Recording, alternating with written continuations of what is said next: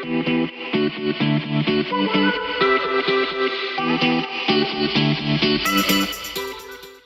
guys, welcome to Journey to the Top podcast number 5. To give you a bit of an idea, we've got our very special guest, Pancho, on the show. He trains us in terms of mindset, negotiating every month as well.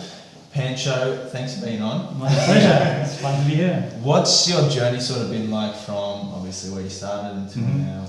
Well, the journey started a long time ago. I came to this country about 26 years ago. Yep. And Where was that from? From New Zealand, actually. Nice.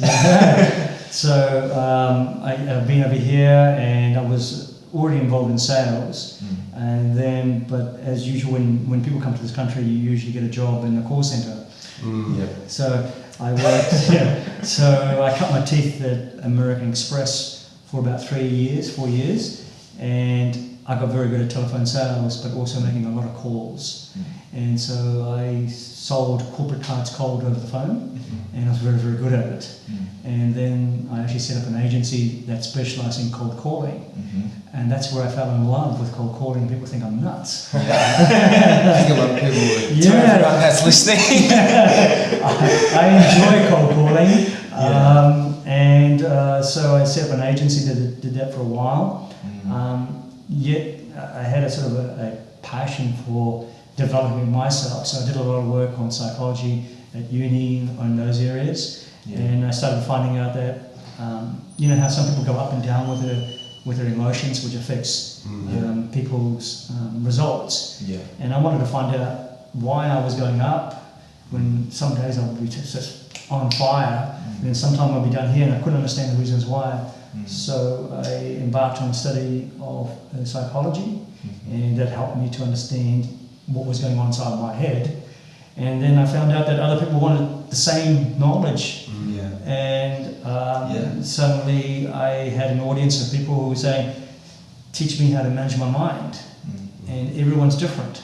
And so everyone had different challenges in their lives. And I was able to connect to these people and, you know, hey, this has been working with me, maybe you want to try it. And it started to resonate with them. And then I was very intrigued about how to influence people. And so I went down a path slightly different to psychology, and it showed me the construction of language, which I'm really big on, and how to link it with mindset and influence. So that taught me on how to influence people quickly. So I did a lot of work, actually before I came into real estate, predominantly I did a lot of work in the automotive industry and IT, and we still do a lot of work. I mean, some of the brands we work with are like Lamborghini, Aston Martin, Bentley. We train them between Australia and New Zealand. And it's salespeople, whether it's in the automotive industry, real estate, IT, wealth management, it's the same. Okay, a lot to do with this. And the challenge has been, from a training point of view, is that most training comes in, it's same thing. Essentially, it is. And that's why they say it's a numbers game. But it's not. At the top, it's never been a numbers game. You know, you'll find that the guys who are really good play the opposite. You know, we're all taught to talk smart and think smart, but no one actually shows you how. And because I always say the lowest common thing that you can do is work hard. But working hard is not the secret. You know, when they say working smart. And so that's been a big part. I have interactions with a number of people with the All Blacks, which is a really interesting viewpoint on mentality and resilience. And I bring that into my training, you know, some of the stuff that we talk about. It helps.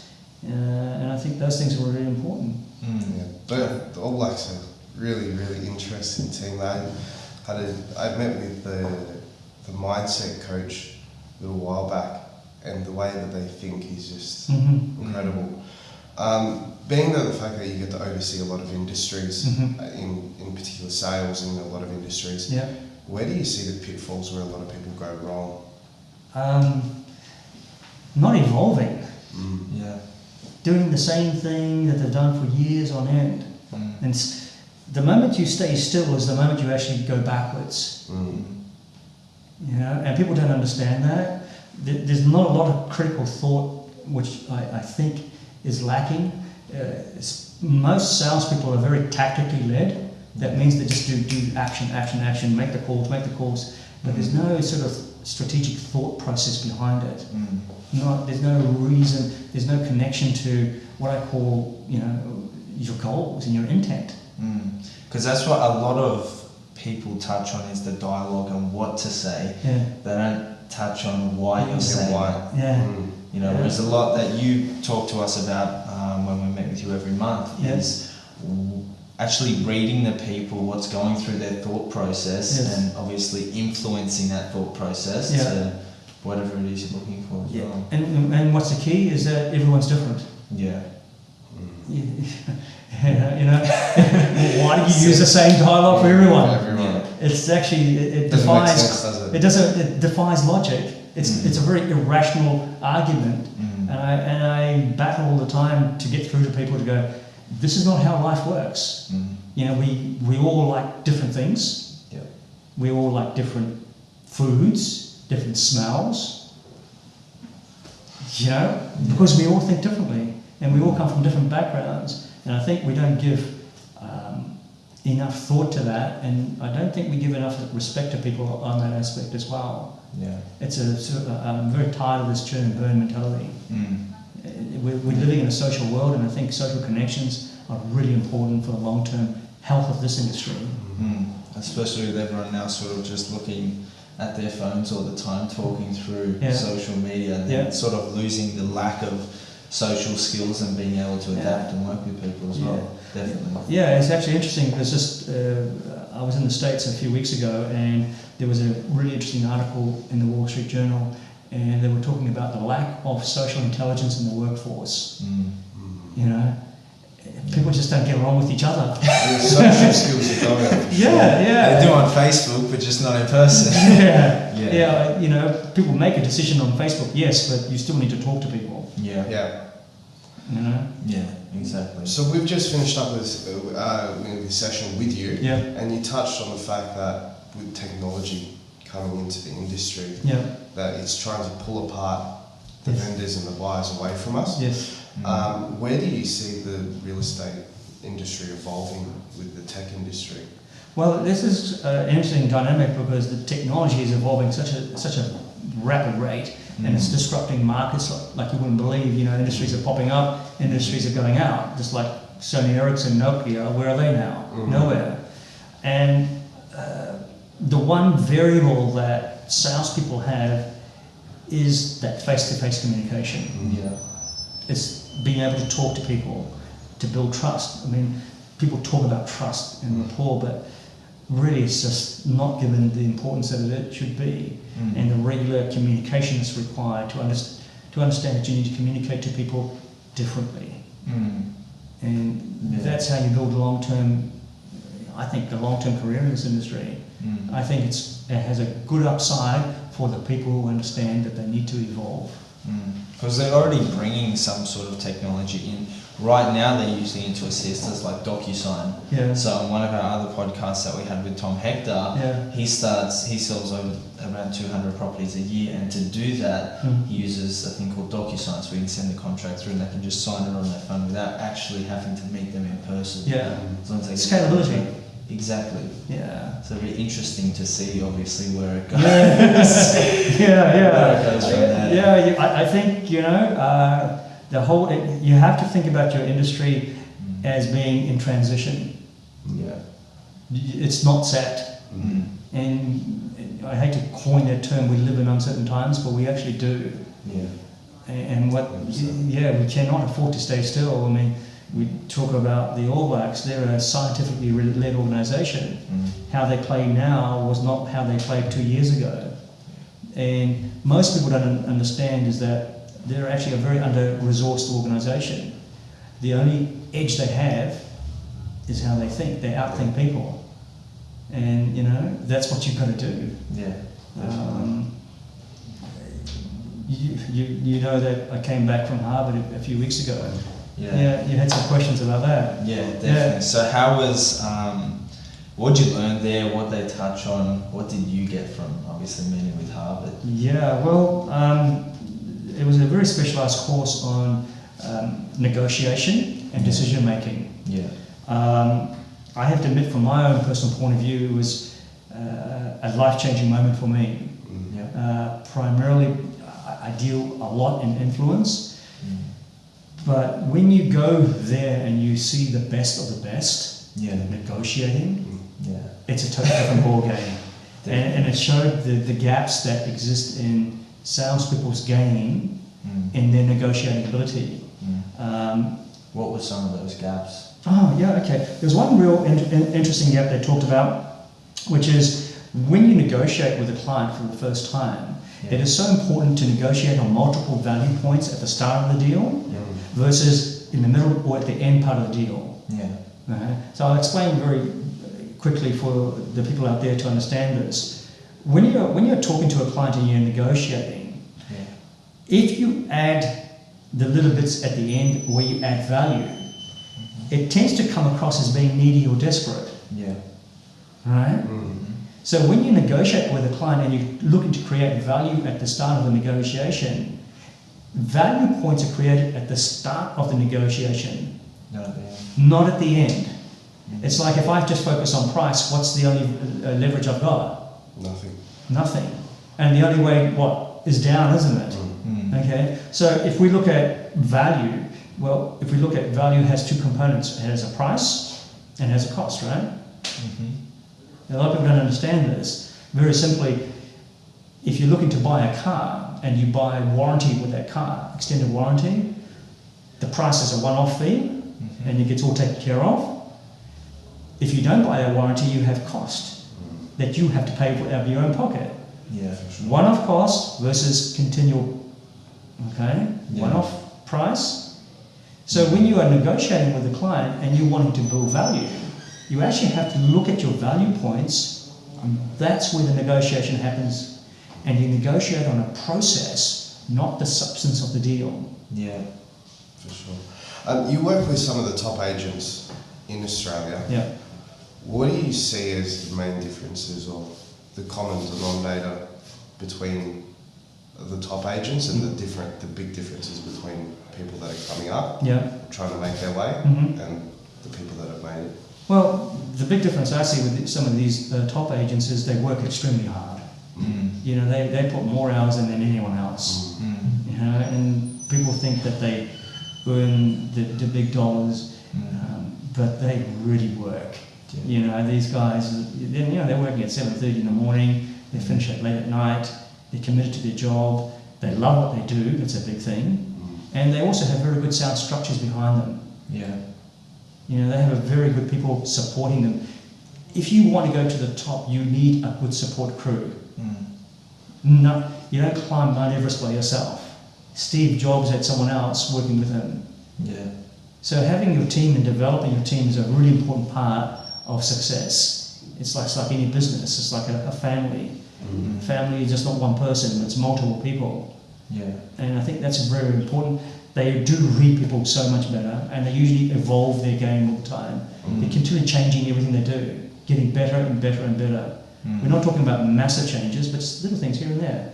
They all have an accumulation effect, and that's a big difference. Sorry guys, 1 second.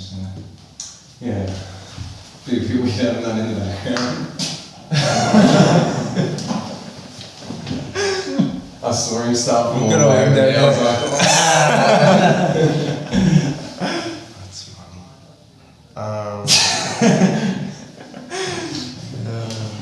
You gotta go?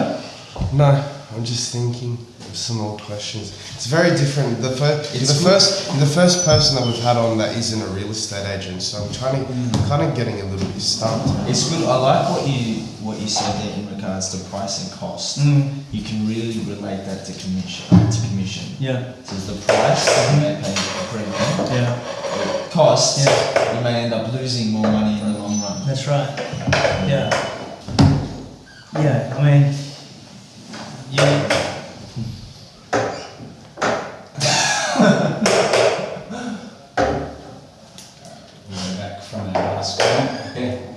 Last commercial break. The only time it ever mattered. The only time it ever. And we're back. I just asked, what other, that was a good question regarding, what did the top agents do?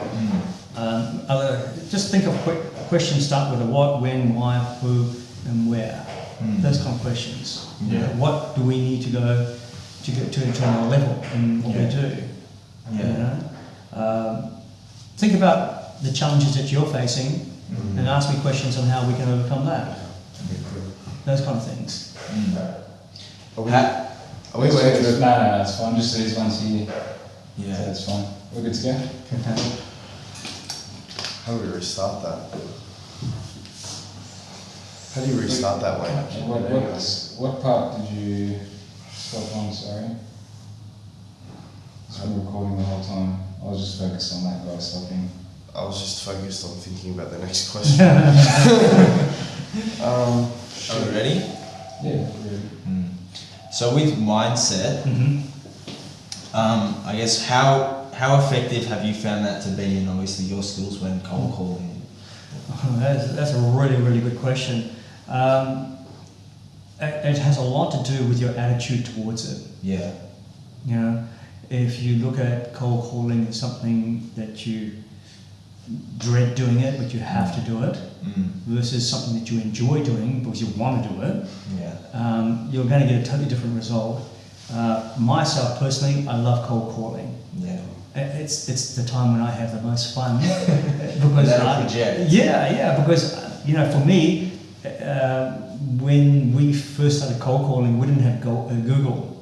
We used to have the yellow pages, and they would say, okay, you're calling M day today, and you just look at M, okay, call them up and have a conversation and find out what you could do to connect with that client and get a meeting. And I just thought it was really enjoyable talking to people that I've never known before and to have a conversation. Yeah. So getting rejected for me was just, no for me stands for next one. Yeah. One no closer to a yes. Yeah, I mean that was drummed into me very early on. I started my journey in sales by selling insurance door to door. Yeah. And if you've ever sold door to door, it's a totally different gig. You just knock on a lot of doors. In fact, I sold insurance door to door. And I used to get up very early, and I sold in 1 week 100 policies. Jeez. Wow. Yeah, but I was knocking on doors at 6 o'clock in the morning on businesses that opened up early, and I continued to about 8, 9 o'clock at night. Wow. Just knocking on doors. That's hunger. Well, when you had to pay your rent and your fuel bill, you're motivated, man. And so that competitiveness came through when I'm making phone calls. Is to me, a no was just a no for that day. And because I've made so many phone calls, like hundreds of thousands of phone calls, I've often called people that did a no on a Monday, and I rung up the next Monday and got a yes. Wow. So what it taught me is that a no is just a no for this period of time. It's never ever a no, and that's just about how I interpret this information. I just a no today. Next one, please. Yeah. And I just make a call. So it's never been a big problem for me. Yeah. What would your advice be to agents that are in the Sydney market, specifically where the Sydney market is shifting? Yes, definitely. And they're starting to get a bit stuck in terms of with vendors that aren't realising price. They're getting a bit disheartened. What would your advice be to them and how they can overcome that? That's a good question.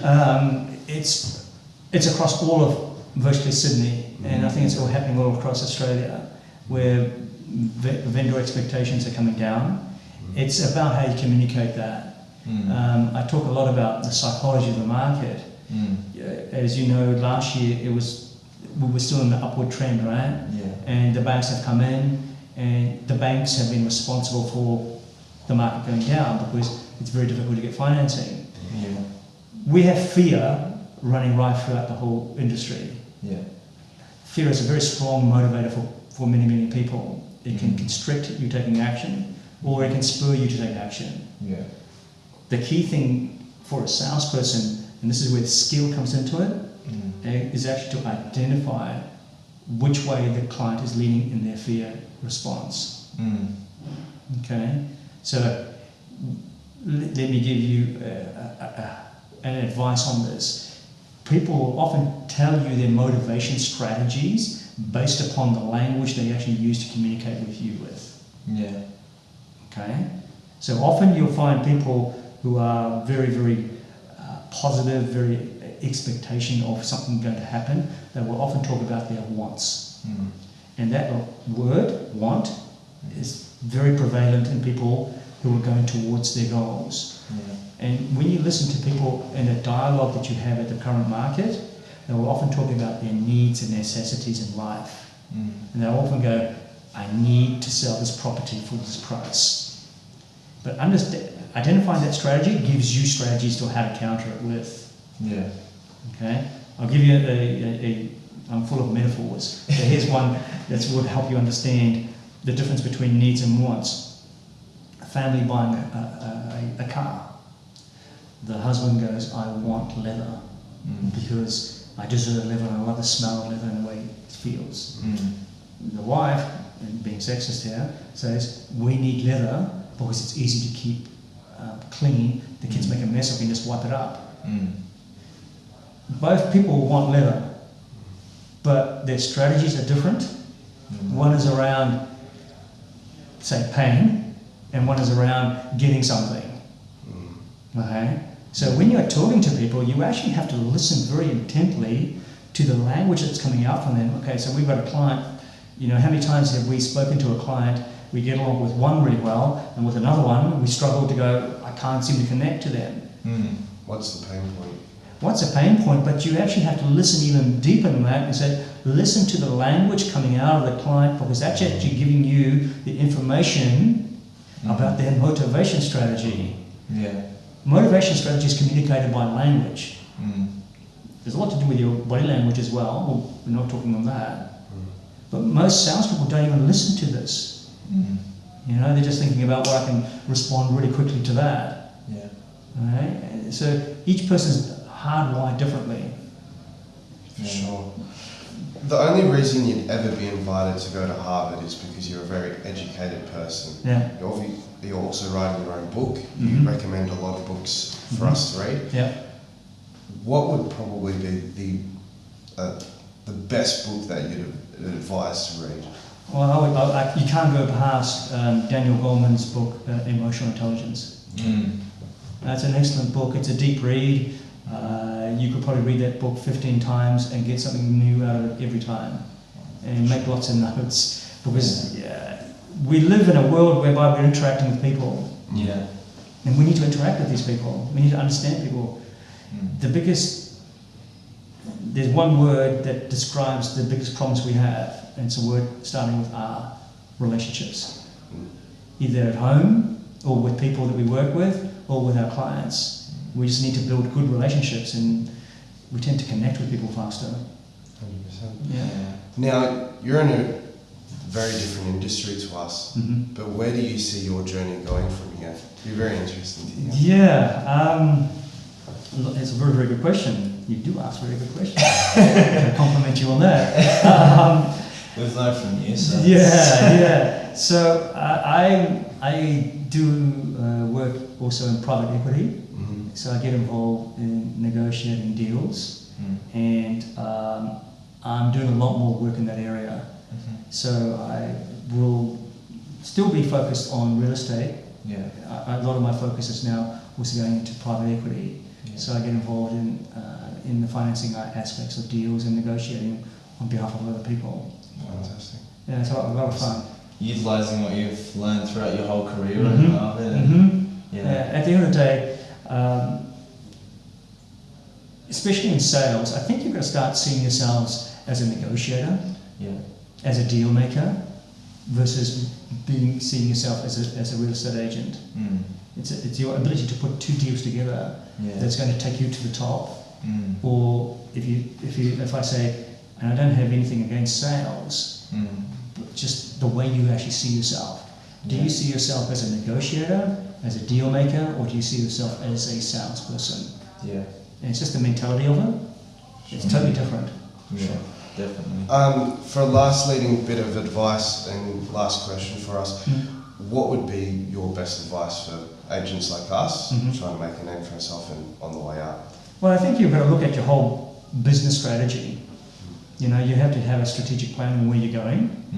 I do think one of the most important things is, and what a lot of agents tend to fall off just because they get so busy, is to actually think about where you're going and why you're choosing that journey. I don't think many people, they spend time on the hamster wheel going really, really, really fast, but never going anywhere. But they're not going anywhere, and they're not going there anywhere quickly. You know, and not thinking strategically. No, there's too much tactical thinking in this industry. Not enough strategic reflection and strategic thought about where I'm going, and connecting with those inner desires on a daily basis. Because, like the wind, we get blown off our journey very, very quickly, and we're not even aware of it. And I think we need to reconnect with our goals, the reason why we're doing what we're doing. Otherwise, we go down this way, and suddenly we find out that years have gone down the track, and we've got to go this way again. You know? Yeah. Because the winds of chance, the winds of business, winds of life push us off. And we have to look at, you know, our journey, why we're doing this, and evolve our game all the time. Because you reflect at the end of every week as well. How do you think that helps you? Well, it helps me to look at what has worked really well in the week and where I need to improve and what are my steps, am I getting closer to my objectives. I'm very much into outcome-based thinking, which I'm talking to you guys about, is really knowing where you're going before you actually start. And so that's a big thing about life in general. If you don't know that, then you're like a ship in the wind with no rudder. Yeah, definitely. Well, thank you so much. It's been We a pleasure. appreciate your time. That's all right. Thank you. Thank you very much. Thank you, guys. Beautiful. Thank you.